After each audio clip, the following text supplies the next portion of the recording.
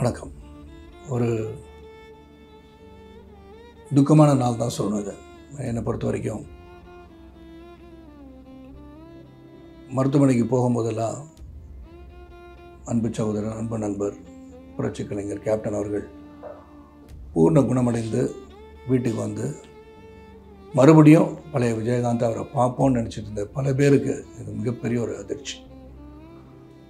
ஒவ்வொரு முறையும் மருத்துவமனைக்கு போகும்போது கேப்டன் நல்லா வந்துடணும்னு இறைவனை வேண்டுவதில் நானும் ஒருவன். நான் அந்த ஒரு என்ன சொல்ற நட்பு எங்கள் ரெண்டு பேருக்குள்ள ஒரு டீப் ரூட்டட் ஃப்ரெண்ட்ஷிப்னு சொல்லுவாங்க. அதாவது என்னுடைய வாழ்க்கை பயணத்தில், கலைவுல பயணத்தில் வந்து ஒரு மிகப்பெரிய ஒரு சரிவை நான் பார்க்கும்போது என்னை சப்போர்ட் பண்ணது விஜயகாந்த். பல முறை நான் சொல்லியிருக்கேன். அவன் அலுவலகத்துக்கு போனது எனக்கு பசுமையாக எனக்கு ஞாபகம் இருக்குது. புலனசாரணை படத்துக்காக அவருடைய மேக்கப் அண்ட் ராஜுவனை அவர்கிட்ட கூட்டு போனார். அதுதான் முதல் சந்திப்பு, நேரடி சந்திப்பு விஜயகாந்த் சாரோட. அவர் ராவுத்தர், டைரக்டர் செல்வமணி. அது ஒரு இயக்குனருக்கு ஒரு உரிய மரியாதை அன்றைக்கி அவர் எப்படி கொடுத்தான்றது என்னால் நேராக பார்க்க முடிஞ்சது.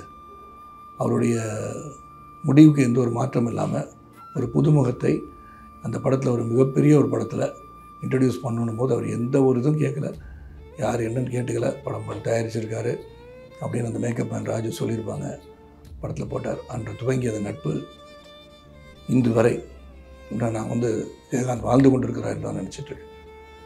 நான் இந்த 2 ஆண்டுகளாக அவரை சந்திக்க உடம்பு முயற்சி பண்ணி அவர் பார்க்க முடியலன்றது ஒரு மிகப்பெரிய வருத்தம் தான். கடைசியாக ஒரு 40 ஆண்டுகள் கலை பயணத்தில் பேசுனது ஞாபகம் இருக்குது. ஒரு பக்கத்தில் உட்காந்து ரொம்ப மெல்லிய குரலில் பேசிகிட்டு இருந்தார்.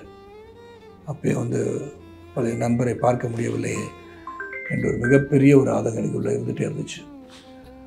ஆனால் அன்பில் கூட மருத்துவமனைக்கு போயிட்டு வீட்டுக்கு வந்துட்டாரோன்னா சரி குணமடைஞ்சிருவார் அப்படின்னு நினச்சிட்டு இருந்தோம்.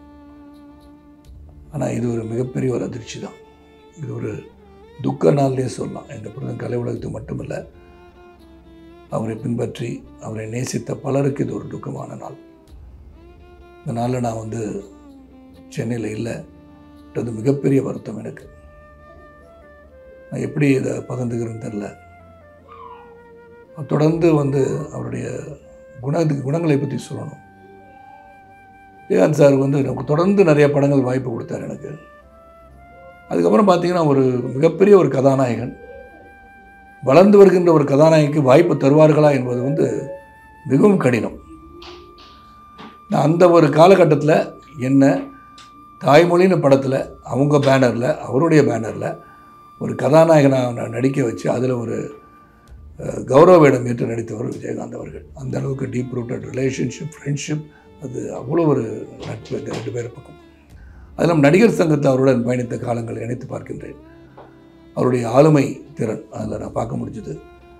அதே மாதிரி எனக்கு கொடுத்த மரியாதை, அது வந்து பொதுச்செயலாளர்கிட்ட பேசிக்கோங்க, எந்த டிபார்ட்மெண்டலைசேஷன் சொல்லுவோம், அந்த மாதிரி பொதுச்செயலாளர் நீங்கள் பேசிக்கோங்கன்னு சொல்லிடுவார். அவர் எடுக்க வேண்டிய முடிவு அவர் எடுப்பார், நான் எடுக்க வேண்டிய முடிவு என்னை எடுக்க விட்டுருவார். அது வந்து மறக்க முடியாத ஒரு கலை நிகழ்ச்சி வந்து விஜயகாந்த் தலைமையில் தான் அது நடக்க முடியும். அது நடந்துச்சுன்னா அதுக்கு அவர் தான் காரணம்.